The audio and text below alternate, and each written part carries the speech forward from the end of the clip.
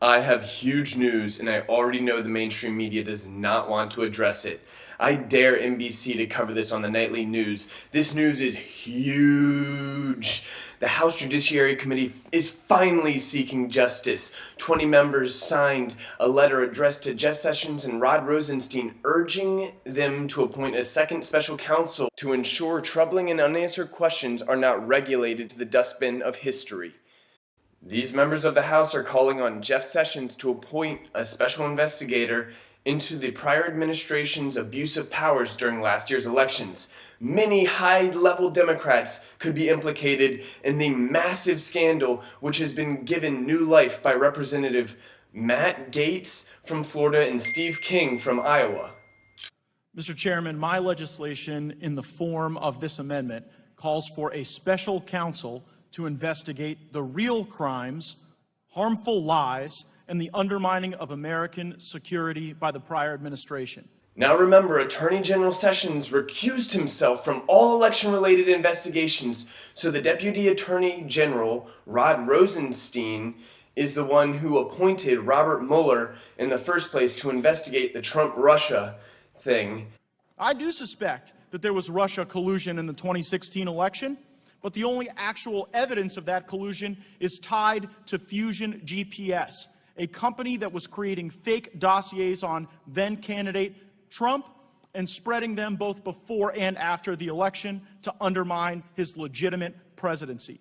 But Rod Rosenstein sees no reason to investigate the director of the FBI or former Attorney General's lack of interest in Hillary. We need to know why the Obama administration gave immunity deals to potential Hillary Clinton co-conspirators. Think about that. Giving immunity to people who potentially worked with Hillary Clinton to break the law. Who gave immunity to those individuals? Are they connected to the Clinton campaign or the Clinton Foundation? It would appear that the DOJ under Rod Rosenstein is covering up the crimes of the Clinton Foundation. They cannot be trusted to appoint an independent investigator. We need those emails released to the public. The Department of Justice has an obvious conflict investigating the immediate past Attorney General and FBI Director. Currently, Department of Justice officials may have been involved in the very immunity deals or the implementation of Lynch or Comey directives that would need to be investigated. It goes a long ways back. It goes clear back to Huma Abedin, Anthony Weiner, 650,000 emails, which we still have access to. Answered to us by James Comey, which is there was nothing to see there. And in the case of Huma Abedin and Anthony Weiner sharing laptop and sharing emails, there was nothing new in 650,000 emails. And what we've done in this Congress so far is just taken his word for that. Can you provide this committee in a secure format the classified emails? What I can, to a certain extent. I cannot provide a certain segment of them because the agency that owns the information for those emails has limited the distribution on those. I can't give them to even Congress without getting the agency's permission to provide them. Which agency? I can't say that here in an open hearing, sir. So you can't even tell me which agency won't allow us as members of Congress to see something that Hillary Clinton allowed somebody without a security clearance in a non-protected format to see. That's correct? We have gone back to the agency that is involved several times, and we can certainly do that again and ask permission. Rod Rosenstein and the DOJ tried to bury Weiner's and Huma's 650,000 emails. The special counsel will get access to those emails. Whoever the special counselor is needs to immediately seek those emails to be made public. But we should assume that the DOJ is not going to release those emails. The DOJ has already held on to those emails for nearly a year. Matt Gaetz and Steve King gave heroic speeches in the House Judiciary Committee meeting and called the special counsel to investigate the real crimes of America. Susan Rice's unmasking of members of the Trump transition team is a serious matter for which there has been no accountability yet. If it's in the public interest to investigate the Trump administration, it is most certainly in the public interest to investigate the real crimes by the real criminals.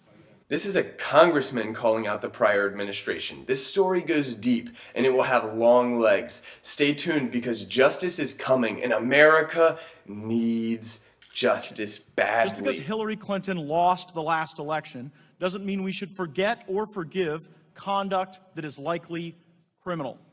The 2016 election was a rule of law election.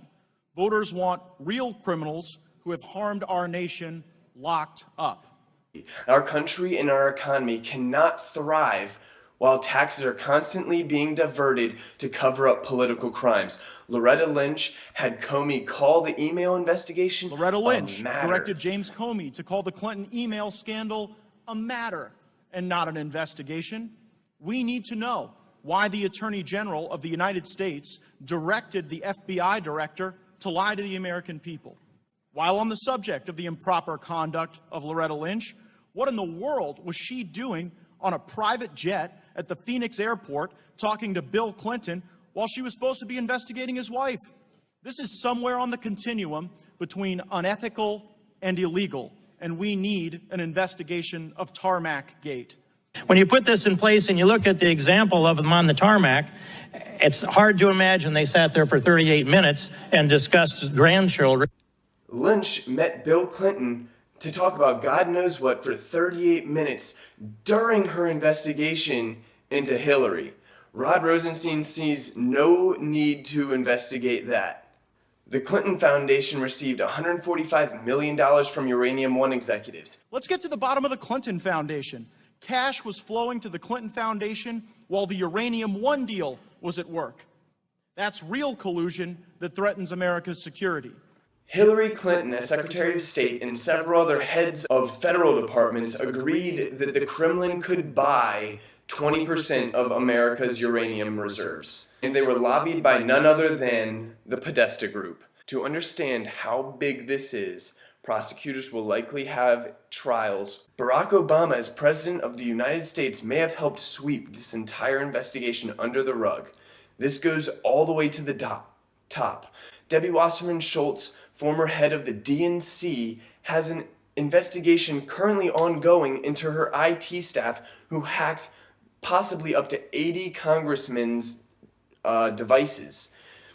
That prosecution is actually being headed by Debbie Wasserman Schultz's brother, Steve Wasserman, so that is a cover-up waiting to happen. He needs to recuse himself or expect that there would be consequences. Now, you know the news won't cover this. This is a special time to be an American. I wait on the edge of my seat to see who Jeff Sessions will appoint as special counsel. There's more to come. I'd like to give credit where credit is due. I'm going to go ahead and read the names of those who signed the letter. Bob Goodlatte from Virginia, Tom Marino from Pennsylvania, Lamar Smith, Texas, Steve Chabot, Ohio, Trent Franks, Arizona, Louis Gemert from Texas, Raul Labrador from Idaho, Blake Farrenholt, Texas, Mike Johnson, Louisiana, Martha Roby, Alabama, John Radcliffe from Texas, Andy Biggs, Arizona, Steve King from Iowa. The trail leads, I believe, also to Barack Obama. We need to investigate all of this.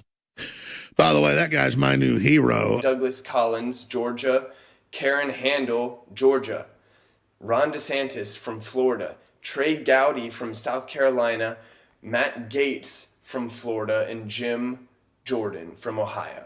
There are 25 Republican members of the Judiciary Committee and only 20 signatures, so I'm going to go ahead and list the 5 that did not sign the letter. Jim Sensenbrenner, Darrell Issa, Ted Poe, Ken Buck, and Mike Bishop.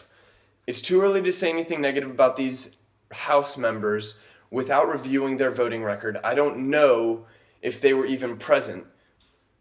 But we do need to pay attention to the people and how they react to this investigation. We should be wary of those who try to stifle or silence the investigation or this special counsel. Then Attorney General Loretta Lynch directing James B. Comey to mislead the American people by stating that he should refer to the investigation. Mr. Chairman, I move that the amendment be considered as read. No, you're late. You object. Object. What is the objection? We want it read. So we want it read. Yeah, great. Continue reading. by stating that he should refer to the investigation into the mishandling of classified data and use of an unauthorized email server by former Secretary of State Hillary Clinton as a matter rather than a criminal investigation.